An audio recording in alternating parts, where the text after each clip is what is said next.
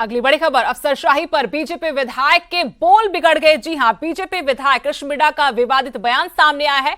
जींद के अधिकारियों को से ज्यादा अच्छे उग्रवादी बताए हैं। उन्होंने कहा कि जींद के अधिकारियों से अच्छे तो उग्रवादी हैं। उग्रवादी विस्फोट कर जिम्मेदारी तो लेते हैं। जींद की दुर्दशा के लिए अफसरों को उन्होंने कसूरवार बताया। खुद कोई जिम्मेदारी लेने से बचते नजर आ रहे हैं कृष्ण मिड्डा। कहा कि सीएम से भी शिकायत कर चुका हूं। सभी विभाग एक दूसरे पर आरोप लगाते हैं। अधिकारियों की लापरवाही पर विधायक का गुस्सा फूट पड़ा। जींद के अधिकारियों से अच्छे तो उग्रवादी हैं, ये बीजेपी विधायक की तरफ से कहा गया। जींद में विकास न के बराबर, इसको लेकर अक्सर विपक्षी भी सरकार को घेरते हैं, स्थानीय विधायक को घेरते हैं। लेकिन अब बीजेपी के अपने विधायक के बोल बिगड़ गए। अफसरशाही को लेकर बीजेपी विधायक कृष्ण मिड्डा ने विवादित बयान दिया है। कहा कि जींद के अधिकारियों से अच्छे तो उग्रवादी हैं। उग्रवादी विस्फोट कर जिम्मेदारी तो लेते हैं। जींद की जो दुर्दशा है उनके लिए बीजेपी विधायक ने अधिकारियों को ही कसूरवार ठहराया है।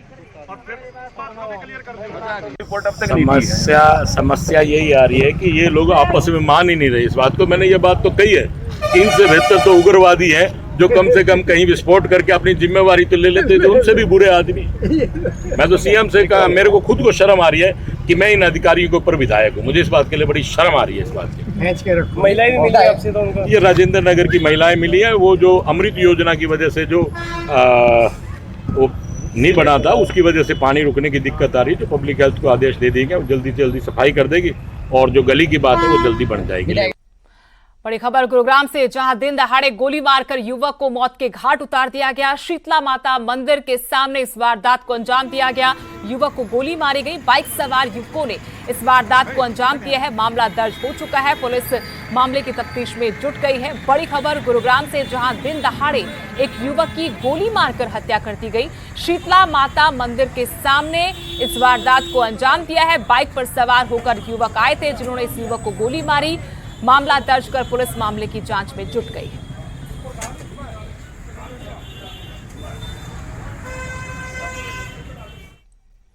वहीं सोनीपत शहर एक बार फिर से स्विमिंग पूल में तब्दील हो गया। बारिश ने प्रशासन के इंतजामों की फिर पोल खोल दी। देर रात हुई बारिश में शहर का मुख्य अंडरपास स्विमिंग पूल बन गया। यहां पर 12 फीट के करीब पानी जमा हो गया। इससे लोगों को भारी परेशानियों का सामना करना पड़ा।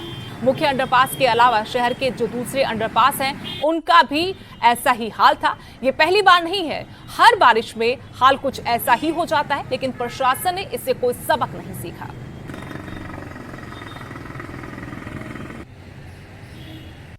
ये रात को देर रात 2 के बाद बारिश हुई थी यहाँ पे। देख रहे हो इतना पानी भरा है यहाँ पे, ये लोग बाग भी परेशान होते हैं। इसका कोई सोल्यूशन नहीं निकालती सरकार भाई। और बिल्कुल एक तालाब बन गया, बिल्कुल तालाब बन गया ये। तो जी बन जाता है जब बारिश होती है, जब ही बन जाता है। कई कई घंटे भरा रहता है।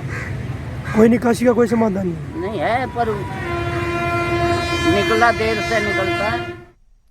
उधर चरखी दादरी में बारिश के बाद शहर के बाजारों में जल भराव इतना ज्यादा हो गया मानो बाजार नहीं तालाब हो। बारिश के जमा पानी से दुकानदारों को लाख रुपए का नुकसान हो रहा है।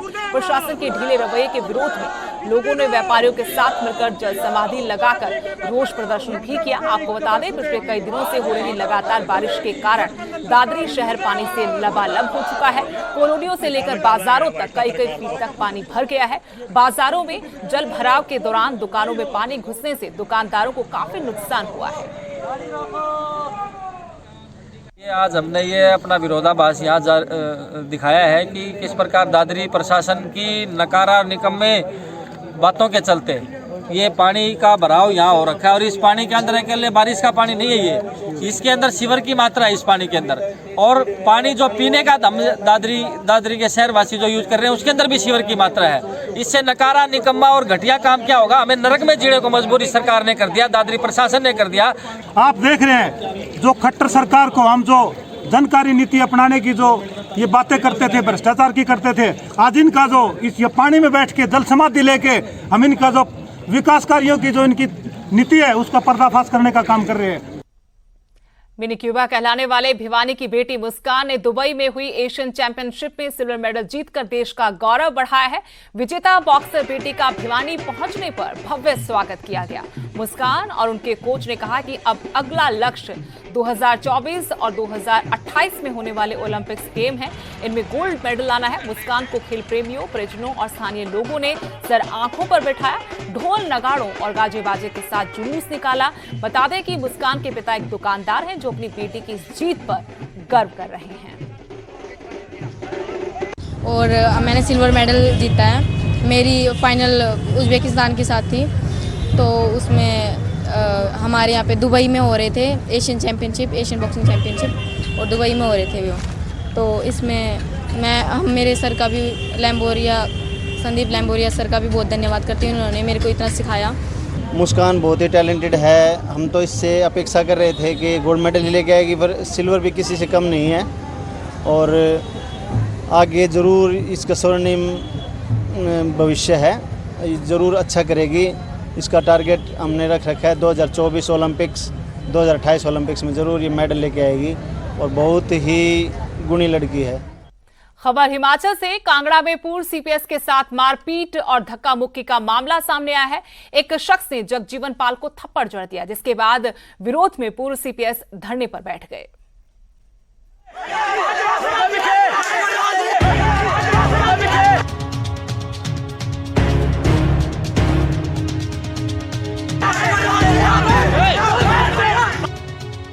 ये हैं पूर्व सीपीएस जगजीवन पाल, जिनके साथ शरेआम धक्का मुक्की की गई, बदसलूकी की गई। पहले उनका विरोध होता है, कहासुनी होती है, तभी पीछे से एक शख्स आता है और पूर्व सीपीएस के सिर पर थप्पड़ रसीद कर देता है।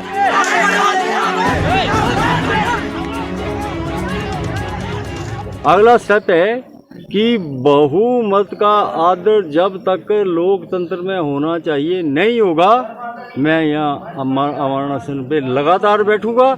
ये आते जाते रहेंगे, बैठना चाहे को तो बैठे, मजबूर किसी को नहीं करूँगा। गुंडागर्दी की ये तस्वीरें कांगड़ा के सुलह विधानसभा क्षेत्र की रड़ा पंचायत से सामने आई हैं, जहां शिलान्यास का विरोध करना पूर्व सीपीएस को भारी पड़ गया। दरअसल विधानसभा अध्यक्ष विपिन परमार और सुलह से मौजूदा विधायक पंचायत भवन का शिलान्यास करने पहुंचे थे, लेकिन इसकी जानकारी न तो पंचायत प्रधान को थी और न ही पंचायत के बाकी सदस्यों को।